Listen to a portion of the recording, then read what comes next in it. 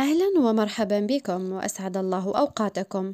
نفت أم ملكة جمال شمال إفريقيا السابقة وحيدة قروش دخول ابنتها إلى السجن المؤقت، وهذا بعد أن تداولت صفحات على السوشيال ميديا خبر القبض عليها من قبل الشرطة الجزائرية. وتوعدت أم وحيدة بتقديم شكاوي للعدالة لمن نشر إشاعة سجنها.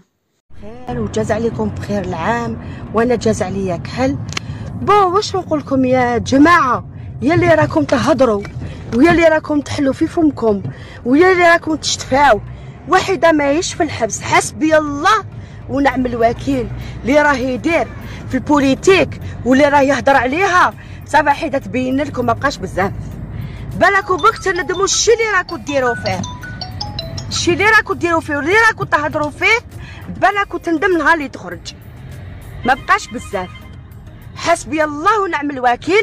وقاعدك تصاوركم مجمع لي هضره لي كابتور كاع راهم عندي، لي كابتور كاع عندي بيناتنا الشرطه. هذا واش نهضر، ويعطيكم الصحه وكتر خيركم على الهضره اللي هضرتوها في وحيده.